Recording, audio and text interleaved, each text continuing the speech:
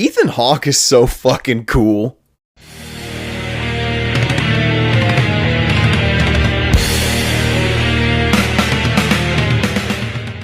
The Black Phone. So The Black Phone is a new supernatural crime thriller directed by Scott Darikson and stars Ethan Hawke, Mason Thames, and Madeline McGraw. Finley Shaw is a shy but clever 13-year-old boy who's being held in a soundproof basement by a mysterious masked killer. But when a disconnected phone on the wall begins to ring, he discovers that he can hear the voices of the killer's deceased victims. And the question quickly becomes, is Finney going to be able to survive this and get out? Or is he destined to become the killer's next victim? You know, I can remember when the first trailer for The Black Phone dropped, I was basically like, Scott Darikson's making a new horror movie. Cool, gotta check it out. I mean, the guy's responsible for the creation of Sinister, and that's probably one of my favorite horror films of the past decade. So of course, I was kinda already excited about The Black Phone, and I'm happy to report that The Black Phone is an absolute nail-biting cinematic experience. Simple, to the point, but unsettling and nail-biting. Let me just be the one to point this out, but Ethan Hawke has had one hell of a year in 2022. I mean, he was in The Northman, and then he was in Moon Knight, and now he's back again for The Black Phone. And I'll be the first one to say, if he does not win some kind of award for his performance in this film, it'll be the biggest mistake in Hollywood history. His character is known as the Grabber, and holy shit, this guy is demented, creepy, and insane. I mean, every moment that this guy was on screen, my eyes were glued to him the entire time. You know, I couldn't really help it. I really wanted to see what this guy was gonna do next because he just has you that enthralled. And Ethan Hawke's performance made this guy one memorable bastard, let me tell you.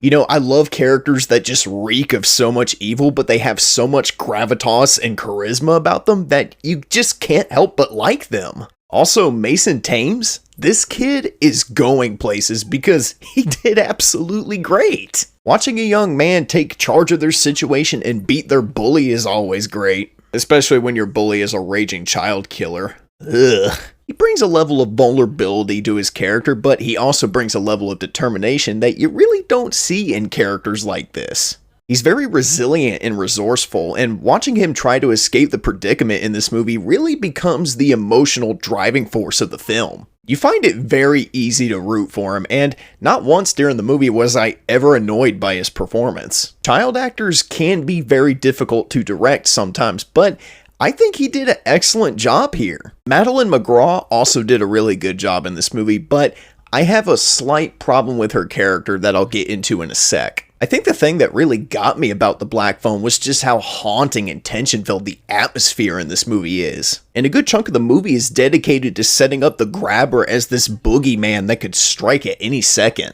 I feel like that setup kinda adds to the haunting and unsettling feeling that I got while watching this movie.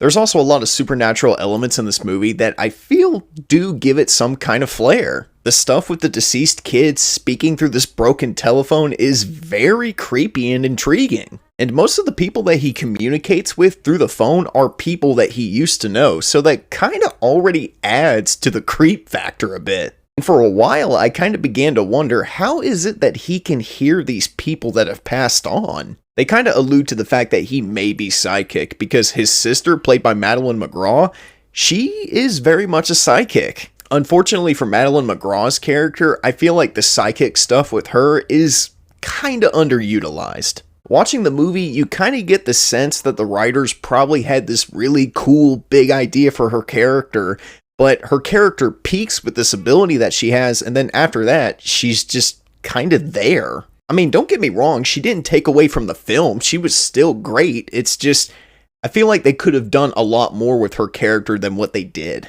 And this movie really isn't like other horror films. If anything, I'd probably classify it more as a thriller than a straight up horror movie. More Silence of the Lambs than Texas Chainsaw Massacre, if you know what I mean. At this rate, I feel like Scott Darikson can do no wrong. You know, he hit it out of the park with Sinister, and I feel like he's hit it out of the park again with the Black Phone. And in the end, guys, the Black Phone was a very fun, tension-filled time at the movie theater. Cool characters with really cool story ideas, and probably one of the best performances we've gotten out of Ethan Hawke in a very long time. I'll say, whatever Scott Darikson does in the future, he's already got my money. The Black Phone is a true gem worthy of my movie collection.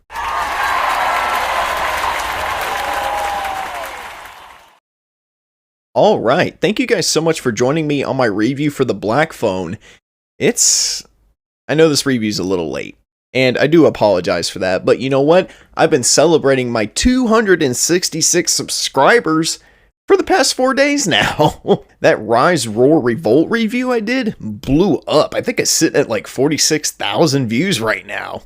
And for those of you who subscribe to the channel, I just kind of want to give a heartfelt welcome. I hope you all stick around. And I have decided that after Twilight, I will be reviewing KGF for a Throwback Thursday review. So if you guys wanted to see me review more movies from that part of the world, there you go. It's your first one. But anyway, thank you guys so much for watching. Drop a like, leave a comment, and subscribe if you're new.